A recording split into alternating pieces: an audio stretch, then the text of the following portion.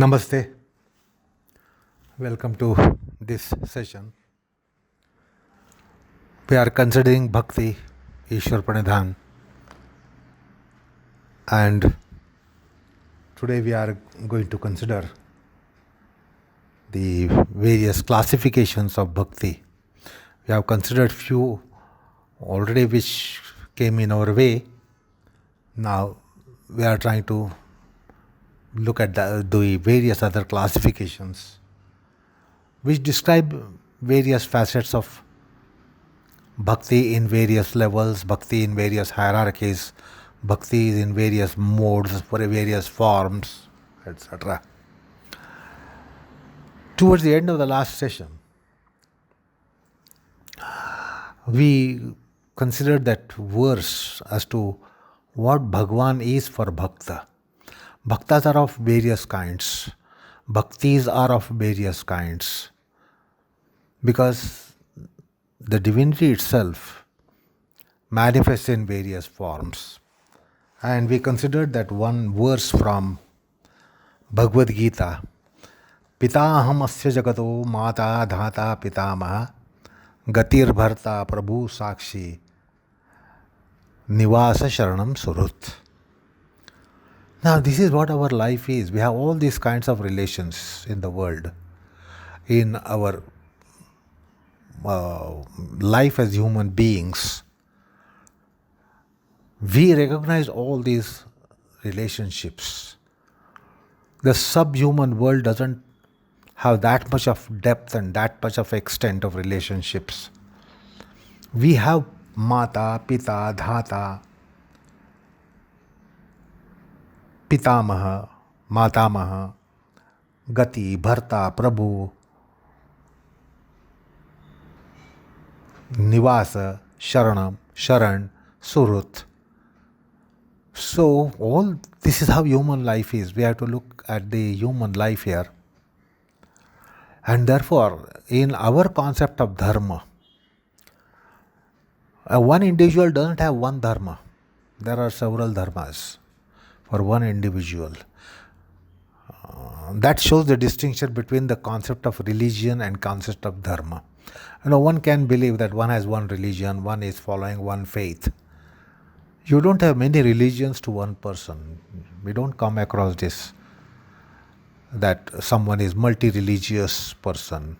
Usually there is one religion, one faith, one belief. So therefore it is pointless, it is improper to be rendering religion as dharma.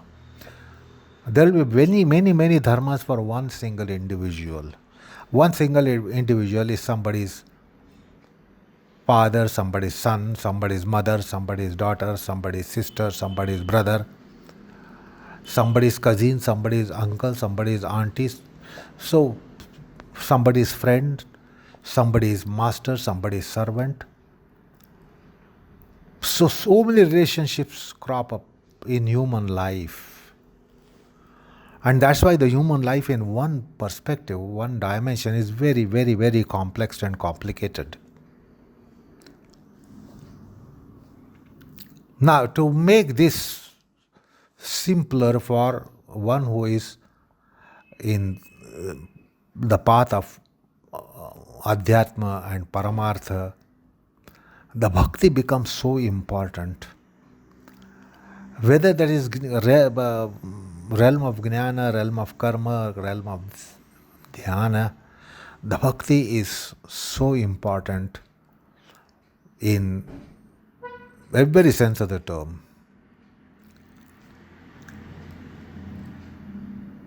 It is not that somebody is Jnani and therefore not a Bhakta, or somebody is a Karma Yogi, therefore not a Bhakta. Somebody is a Dhyana Yogi and Yogi, therefore not a Bhakta. This is very naive. To be understanding like this, it's very naive. Ishwar Pranidhana is a thread which goes through every aspect of Adhyatmic life, Paramarthic life, spiritual life. So what I am trying to tell you that, our life is so complicated if we take this concept of dharma, Pitru Dharma, Matru Dharma. Let's take one man. For a man, there will be so many relationships and so many duties, so many dharmas. As a father, as a son, as a husband, as a brother, as an uncle, as a cousin, as a friend, as a master, as a subservient person, as a teacher, as a shishya. So many relationships crop up for one individual. So is the case of a woman. The woman will be seen in several relationships. The man is seen in several relationships. And therefore our life becomes complex, and many times we have a fight or we have a conflict. If not a fight, we have a conflict. Mother or wife, whom should be given preference? Father or husband? Brother or husband? Sister or wife? So the conflicts come in human life, and human life becomes very, very complicated. Now, one who in the path of spirituality will have some concessions here. How? Bhakti, if it is taken recourse to. Therefore, there is a verse in Bhagvad Gita which is called as Charma Shloka. It is the final sutra, the shloka in Bhagavad Gita. It's the last Bhagwan Vacha of Bhagavad Gita. Sarvadharman parityajyam mamekam sharanam braja aham tva sarvapapebhyo mokshayishyami ma shucha. Krishna tells Arjuna, Arjuna, surrender all your dharmas, sarvadharman parityaja. Give up, renounce all dharmas and take recourse in me. You just surrender unto me, take recourse unto me. I will relieve you of all sins, and also I will give you liberation, salvation. It is the mysticism here is that because what is this divinity? Divinity itself is, as we saw just now in the verse of Bhagavad Gita, Pita aham asya jagataha, Mata dhata pitamaha. I am the father, I am the mother, I am everything. So if you take recourse in me, you will not be betraying anyone, because I am your father, I am your mother, I am your father, I am your resort, I am your brother, I am your friend, I am your master. So everything is me. Look, everything that you have in a relationship in the world, it can be all in me. So if you take recourse in me, in worldly sense, perhaps you will renounce everything, everyone, but that's not true. You will not violate the dharma. It's not that you are violating Pitru dharma by surrendering to me. You will include that as well. You won't betray Matru dharma. You will include that in me. So also Bharta dharma. You will include that in me. So no dharma will be violated by adhering to one dharma. That is complete surrender unto divinity. So this is the mysterious meaning of that verse. No dharma is violated by taking recourse to one dharma, that is Sharanagati to Bhagwan, Prapatti to Bhagwan. So that's why that verse says Sarvadharman Parityajam Mamekam Sharanam Braja. That is Sharanagati. So in mysticism, no dharma is violated by just embracing Sharanagati dharma to Bhagwan. So no one is betrayed, no dharma is betrayed, no duty is betrayed. All duties are accomplished because he is everything. That's the mysterious meaning of that verse. So why Bhagwan or Ishvara is something that there can be Pranidhana.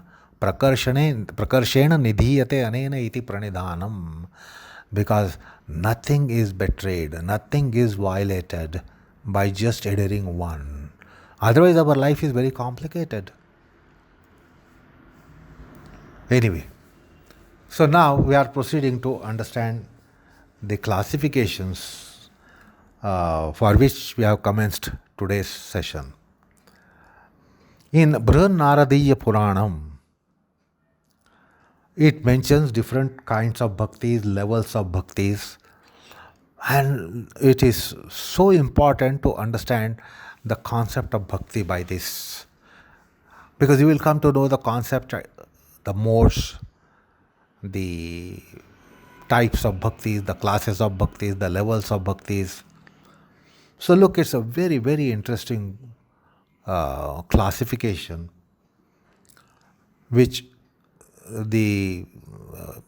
is mentioned by Narada in Brihannaradiya Puranam. So basically this is with reference to three gunas, sattva, raja, tama. So these are the three types of bhaktis that you will come across: satvik, rajasic, tamasic, and then of course obviously gunatita. So four types of bhaktis: satvik, rajasic, tamasic, gunatita, that is transcendent. Now here Narada tells us that tamasic bhakti is of again three subsets, with three classes: adhama tamasa, madhyama tamasa, uttama tamasa. Adhama tamasa means lowest in tamasic class. Madhyama tamasa means the middle one, the mediocre one in tamasic bhakti. And uttama tamasa means the best one in tamasic vritti. So that's how this interesting classification is. Adhama tamasa, madhyama tamasa, uttama tamasa. Then coming to rajasic bhakti, again he says about adhama rajasa, madhyama rajasa, uttama rajasa. And so also for satvik, adhama satvika, madhyama satvika, uttama satvika. And then uttamottama, which is gunatita. So we come across 10 classes of bhakti, 3 each in rajatama sattva gunas, and 1 uttamottama or transcendent. So he mentions 10 types of bhaktis, 10 types of bhaktas. Now let's try to understand. The description comes there as to what are these. These are only nomenclatures which were mentioned now. Let's try to understand them by characteristics. So, and that will be quite an informative classification. When we understand the characteristics, it will be quite informative. It will be also quite manoranjaka. That means entertaining to our minds. When we are in spiritual pursuit, we think and there is no entertainment at all. We all think that has to be banished, that is to be renounced and given up and have a very serious life. No, it has its own kind of recreation to the mind. So it will be recreative to the mind as well as informative and also knowledgeable to our buddhi. So let's understand by characteristics. The adhama tamasa, basically tamasika, that means we understand what is its grade. And then adhama means lowest of it. Adhama means the lowest in tamasic kind of bhakti, as there are 3: lowest, middle and higher. So there is a bhakta who is adhama tamasika bhakta. See, the bhakti is so wide that it embraces all gunas. Usually we say, yoga means only sattvic people should do. Vedanta means only sattvic people should do. Only sattvic people should dabble with Vedanta, dabble with yoga. For others it is not meant. That's not the case of bhakti. Bhakti is all embracing. It embraces even adhama tamasa.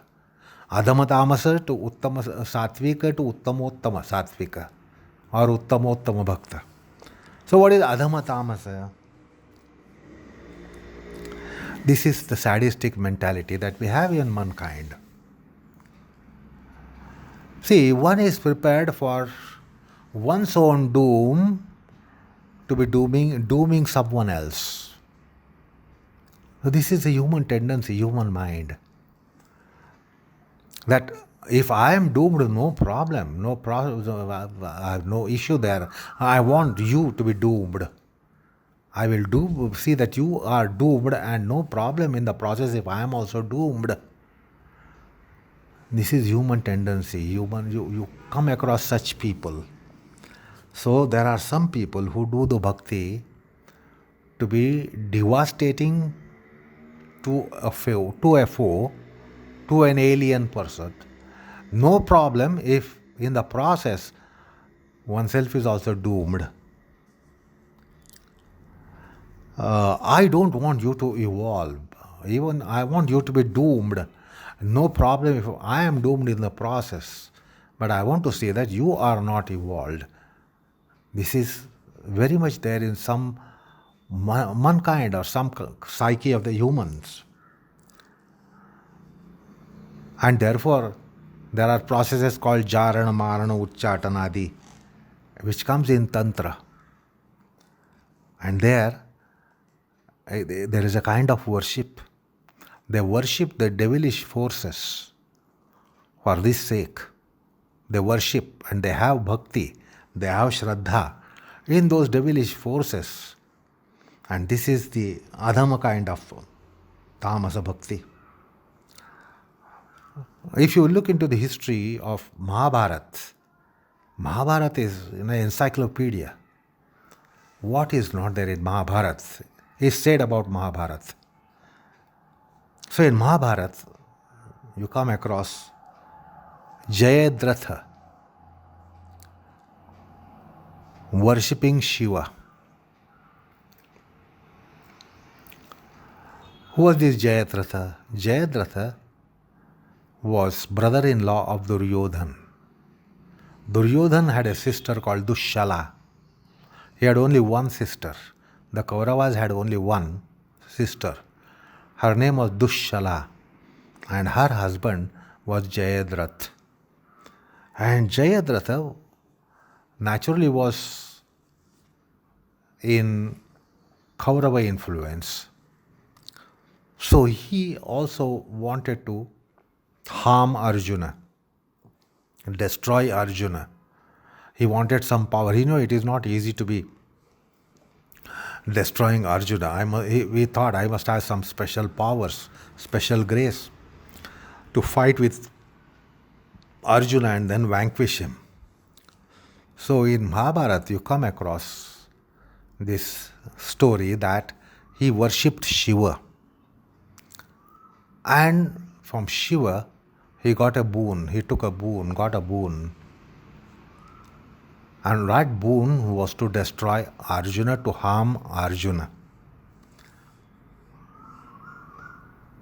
And in mythology, you come across so many such examples.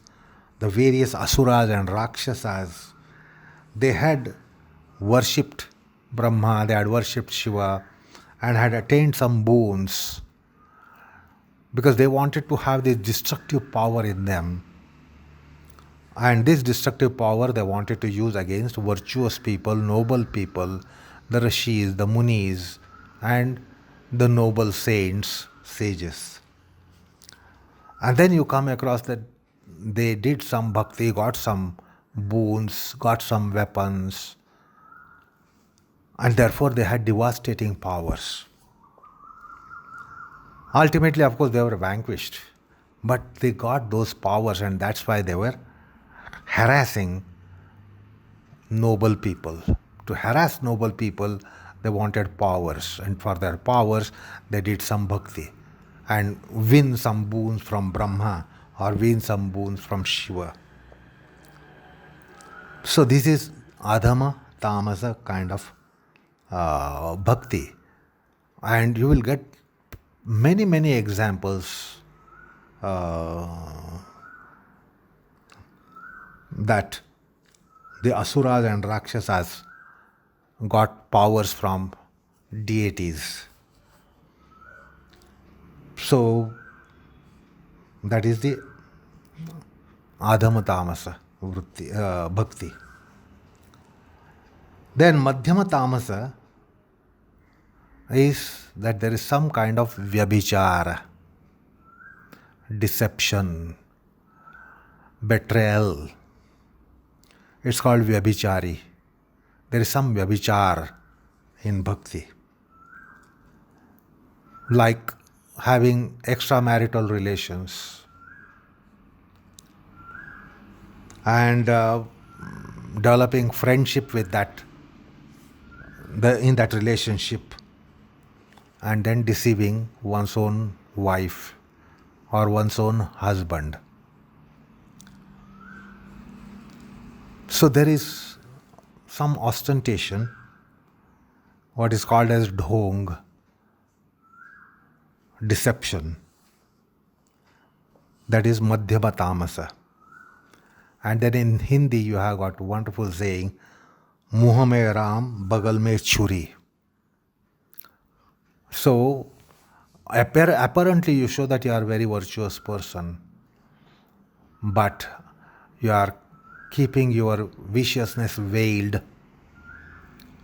So muh mein ram means in the mouth there will be ram, ram, ram, ram, while there will be some weapon hidden in the armpit to be slaying someone. So muh mein ram, bagal mein churi. So that is madhyama tamasa. So see the ostentatious kind of bhakti here. It shows that you are a good person, but actually the intentions are very, very harmful, dangerous. Then comes uttama tamasa. Very interesting, uttama tamasa, and we come across even human beings of this nature. Somebody who is your rival, you also treat the person as your competitor. So, if your competitor is seen to be in bhakti, engaged in bhakti, you want to engage yourself in bhakti with a malice and jealousy for that person. You are jealous of that person because you treat that person as your competitor. And now that bhakta, that person is, say, reading Bhagavad Gita or studying Bhagavad Gita, maybe giving discourses on Bhagavad Gita. Now he is your rival. You treat him as your rival and you treat him as your competitor. And therefore, with some jealousy and malice, you also try to develop some kind of eloquence in Bhagavad Gita. You also want to speak about it. So your colleague, if your colleague is doing something, that the colleague becomes your competitor, you want to do what the colleague is doing so that you are no less than that person. So here there is that competitiveness and there is some kind of jealousy for that person, and that person is going to do good things. You also want to do good things. There is no semblance as such, but you want to do good things so that you are also no less to that person. We have this competitive nature. Somebody knows Bhagavad Gita by heart, and that person is now your competitor. So you want to also by heart Bhagavad Gita. By hearting Bhagavad Gita is a good thing. But the intent behind that is not a good intent. Just because that person knows it by heart, whom you treat as your competitor, you want to by heart Bhagavad Gita. So there is that ill intent. Similarly, there can be such bhakti. Oh, he is having devotion and I should be no less. So let me also practice devotion and tell the world that I am also having devotion, I am also a devotee. This kind of nature is there in human psyche. So those are three classes: Adhama, Madhyama, Uttama, Tamasa. Now the last one that we saw was Uttama tamasa, the best of the worst. Because tamas is worst, and that best of the worst is uttama tamasa. Now coming to the Rajasic class. Again in Rajasic class, you know that there are three: Adhama, Madhyama, Uttama. Now what is Adhama Rajasa Bhakti? Here there is Bhakti, and most of us indulge in this Bhakti. Most of us indulge in Dharma for this matter. What is it? Dhanadhanya Samruddhi, Ratnaputradi Prapti. So I want to attain some riches, glory, wealth. So we worship God for our health, wellness, well-being, richness, wealthiness, name, fame, money, recognition. For that purpose, we worship God, and most of us, so-called astikas of Kali era, are astikas for this purpose, that we want to take recourse to God so that I get success, I get money, I get wealth, I get health, I get happiness in my family life, ishta prapti, anishta nivrutti, dhanadhanya samruddhi. And this is how in Kali Yuga we get the Ashirvad also, because that is what is sought after in our era. So that is the kind of bhakti which is Adhama Rajasa Bhakti. So see this, it is Adhama Rajasa, Rajasic, because there is that desire. The desirousness is there. The desire is unabated. And there is encouragement to desire. And we are going to use divinity for our desire fulfillment. And these desires are very, very materialistic desires, very self-centric desires. So that is, therefore, it is Adhama Rajasa. Then comes Madhyama Rajasa. The Madhyama Rajasa means you want to do that for laukik. You want to do it for name, fame, to become a celebrity, to become popular, to know more renowned in the world, and also get some man sanman from people. The people should respect you. The people should honor you, respect you, saying that he is a very noble person. So it is expression or expressive kind of nobility. It's not that one wants to be noble, one wants to express the nobility. So there is what is called as lokeshana. So we want to stand out in society. We want people to acclaim us. And that is the Madhyama Rajasa Bhakti. We want people to recognize us as a very noble person, pious person, pure person. So we have exhibitive consciousness. We want to make exhibits of our virtue. So when it is exhibitive virtue, it becomes Madhyama Rajasa Bhakti. And therefore they indulge in Deva Dharma, they indulge in all the noble things which are considered as noble things in society, from social values, they are noble things, and that is why those are practiced. But you can see that there is exhibitiveness that is so prominently there. That's the Madhyam Rajasa. Then comes Uttama Rajasa. Uttama Rajasa means one wants to attain some godliness. That means not only be recognized as a very noble person, etc., but godly person. So we come across such people today, that self-proclaimed Bhagwans. They want people to call him Bhagwan. They don't want people to be recognizing someone as a great Bhagavata, great Bhakta. They themselves want to be called as Bhagwans. And in our times, we come across such so-called God men.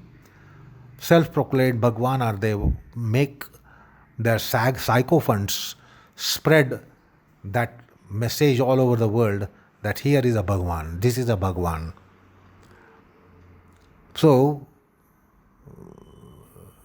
see the intent. And we do come across such people that rather than being recognized as a great, great bhakta, they want people to recognize that person as Bhagwan himself. Then they have this desire for salokya prapti. They want to become equal to Bhagavan, so that people will call him Bhagwan. So also, in not our times, but in little earlier generations, Swarga Prapti was a great Purushartha. It was great desire for one to attain heaven, heavenly pleasures. Well, for Swarga Prapti, not in our times, but little earlier times, this was there in human mind. Attaining Swarga Prapti was almost a parama Purushartha. People did so many things to ultimately, after the death, attain heavens and attain some deityship. As you know, demi-deity or semi-deity, deityship, devatva prapti. Like in Vedas, you come across that if you perform a shatakratu, if you perform some 100 of particular kinds of yagnas, you are assured of Indrapada. You become Indra. Indra means the king of gods.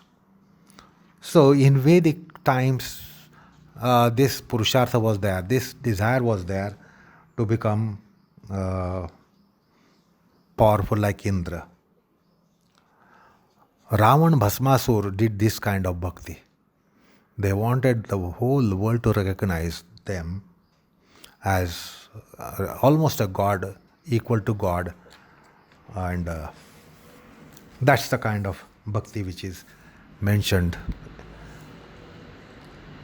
in Uttama Rajasa Bhakti. Now coming to Sattvic kind of bhakti, which is again three kinds.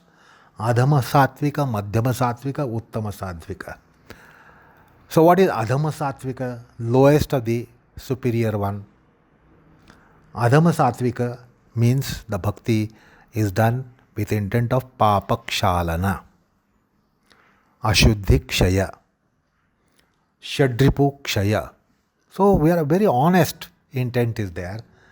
One wants to have a condition whereby one has overcome any sins. Papakshalanartham. A very honest intent. There is nothing wrong in it. Being sattvic, there should be nothing wrong.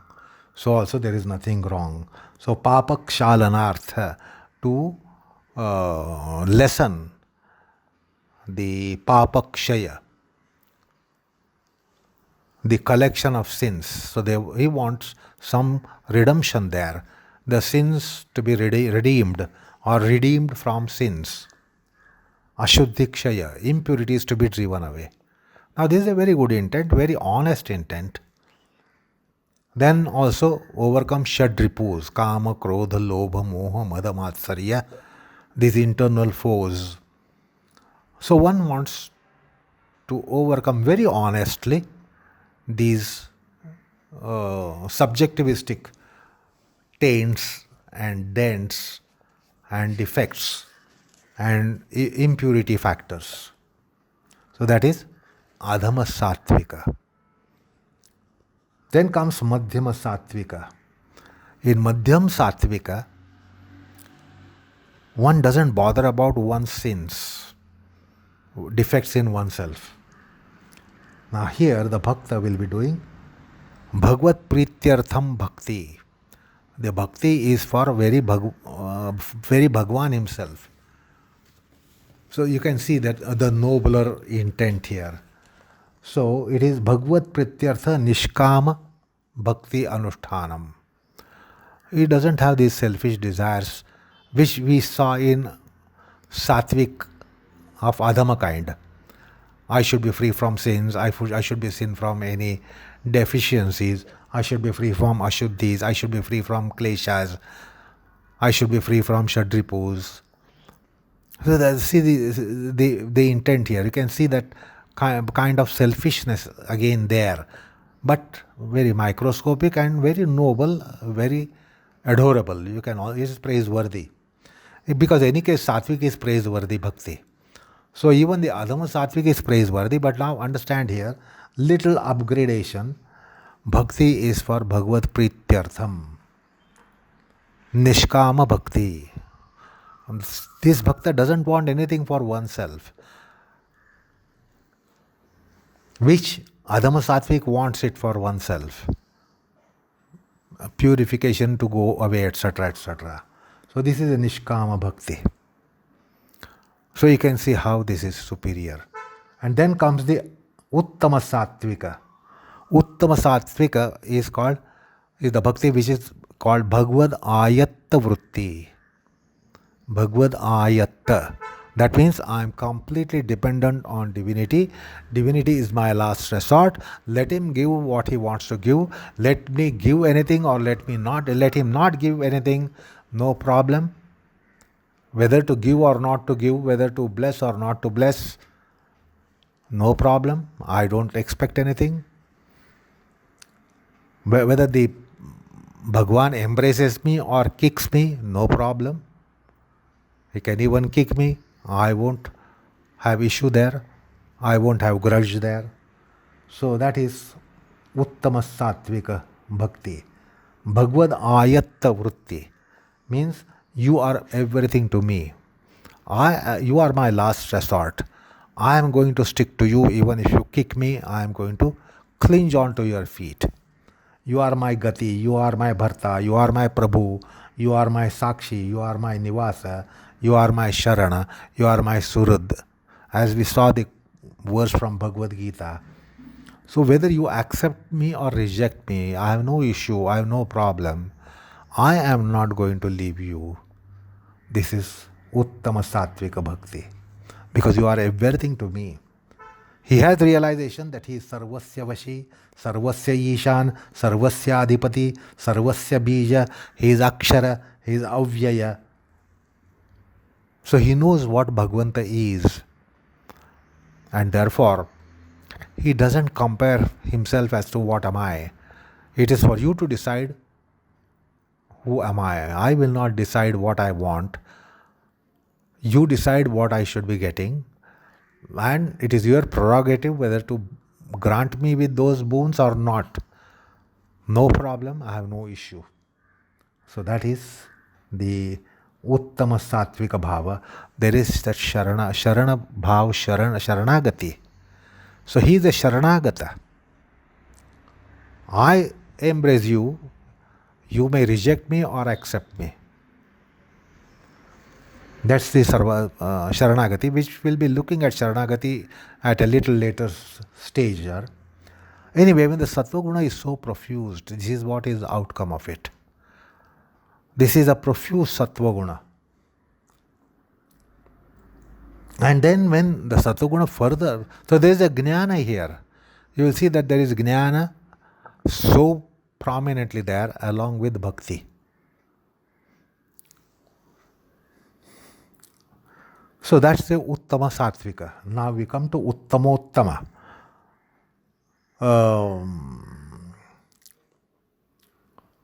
Uttamottama means it is God intoxicated state. It is God, he is under a spell. Vishnumayam idam jagata, Vasudevam idam sarvam. So it's a spell. He is under a spell. And that's the Uttamottama Bhakti. And it is also called Unmada. Because he sees God Sthali, Jali, Kashti, Pashani, wherever. Wherever he has his vision, he sees only divinity there. So that's a God intoxicated state.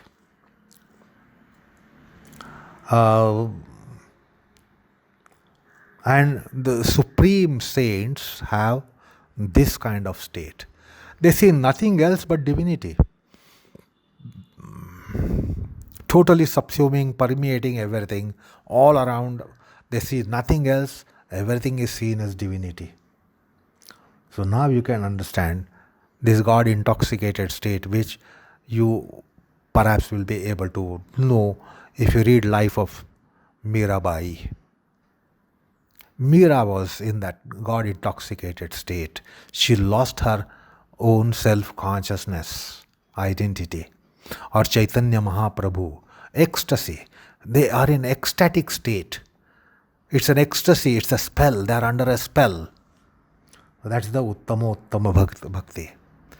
See, what a marvelous classification. So much to inform about Bhakti, so much to convey about Bhakti, so much to tell about Bhakti, about Bhaktas, about Bhakti.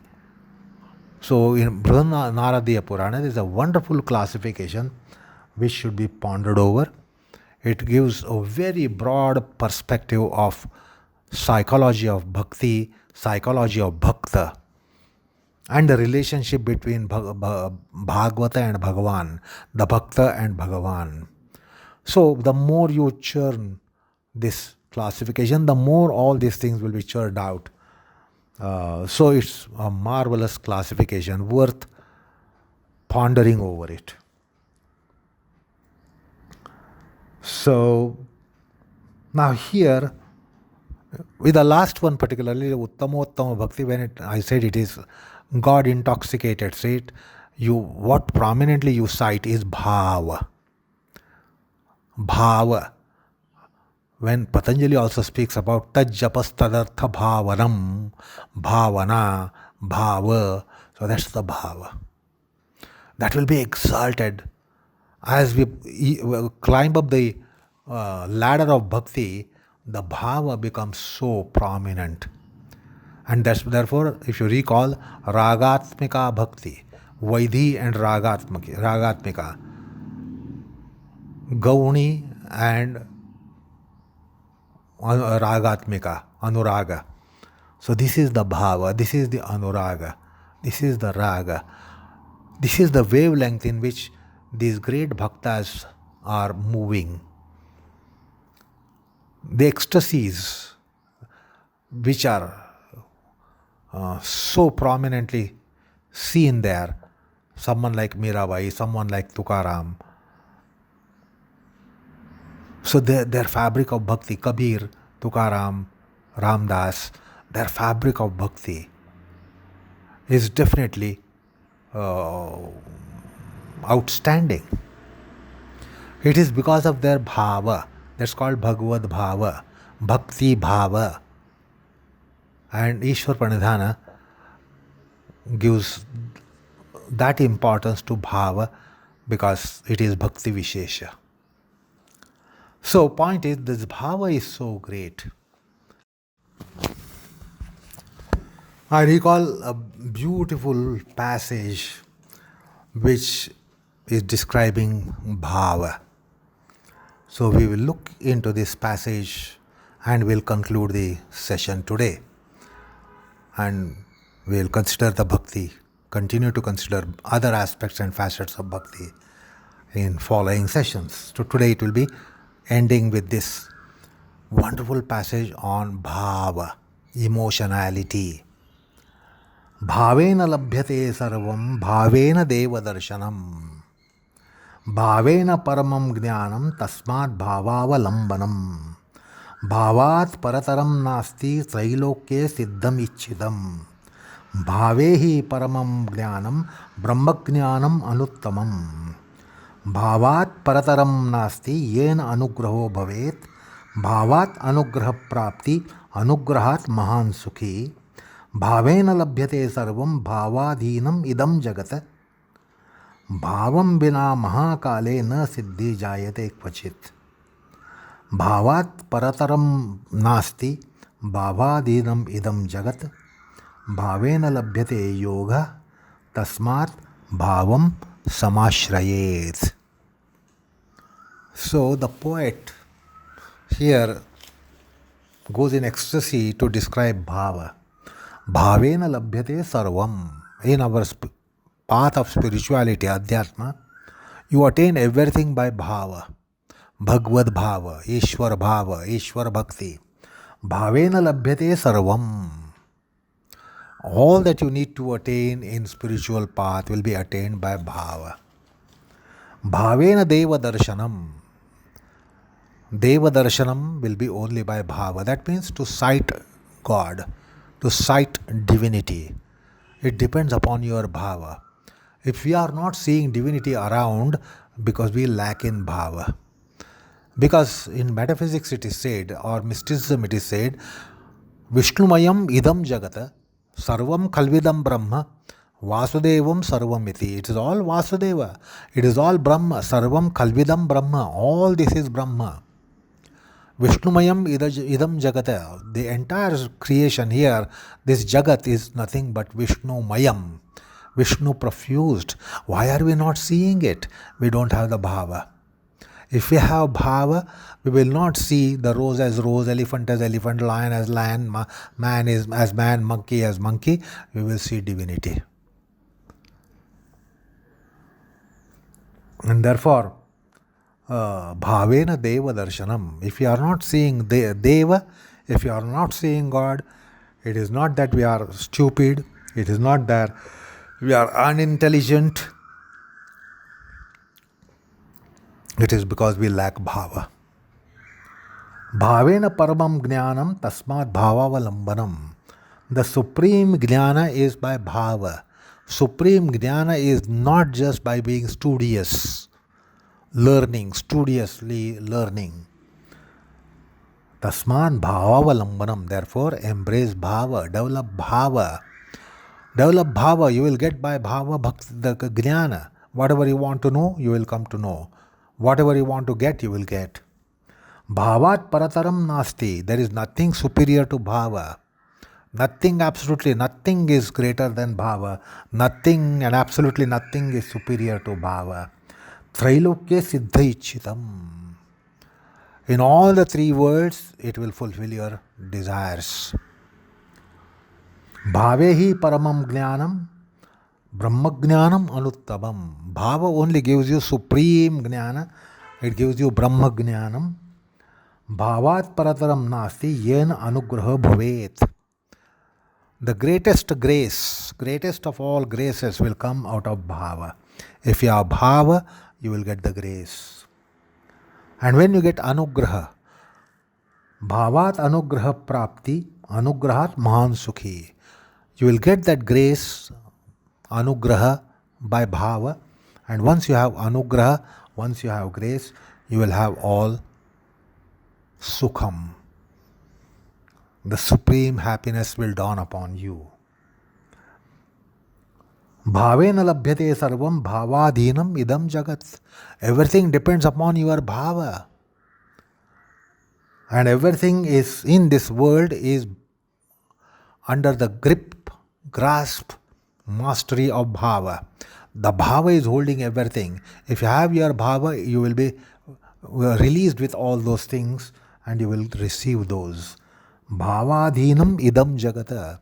The whole phenomenal world is bhavadhina. That means under the slavery of bhava, under the grip of bhava, under the mastership of bhava. Bhavam vina mahakale na siddhi jayate kvachit. Without bhava, any amount of time may pass, you will never get your accomplishment. Any amount of effort you can put, any amount of time you can allow, you will not get your attainment.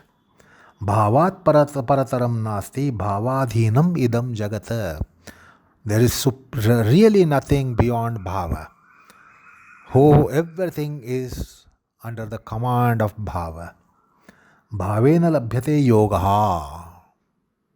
This is so important for those who are seeking yoga. Otherwise, you believe you must practice hard, you must have honesty, regularity, etc., intent, diligence, power, will, etc. And you think you will get yoga by that. No. Bhavena labhyate yoga. So see how Ishwar Pranidhana is there for any hierarchy of yoga that you and me might be pursuing. Bhava should be there. Then we will attain our yoga.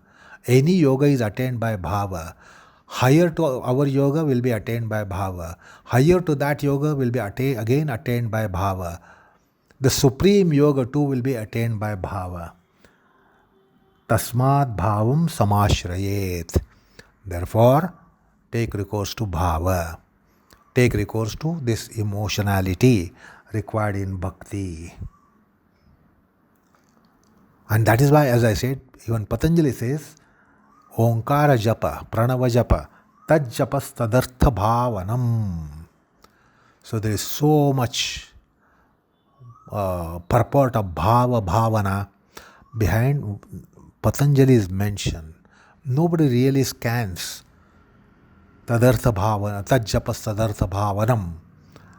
Nobody really scans what is bhavana. See, this wonderful passage is so important for students of yoga to be knowing, to be by hearting, to be imbibing, to be realizing how important is bhava.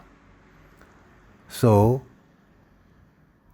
understand the bhava so important in bhakti, and bhakti gives bhava. Because we have seen that there are means for bhakti, vidhi bhakti, vaidhi bhakti, where we are told how to inculcate bhakti. You just can't be waiting. Let me have bhava. I don't have bhava. I will not. Until that time, I cannot be doing any bhakti. I am waiting for my bhava to develop. No, there are ways to develop bhava, and we have seen that. Japa, dhyana, kirtanam, shravanam. Let us listen to the glory of divinity that will bring influx of sattva guna within us. And when sattva guna enters, the bhava will come up. It will get converted into bhava. Sattva guna gets converted into bhava. So sat sangha, sattva sangha. So this is what we need to do. So for this bhava, we don't have to wait expectantly for bhava to appear in us. We must go after satsanga, sattva sangha, sadhu sangha, santa sangha, sat sangha. Then whatever sadhana, shastra sangha. We are given means and measures. We are not adopting those, and then we are waiting for bhava and then complaining the bhava is not coming. I am not getting bhava and therefore I fail. Therefore there is shortcoming in me. So we have seen in Vaidhi Bhakti, we are told how to get bhakti. You don't have to wait for bhakti, you can get bhakti.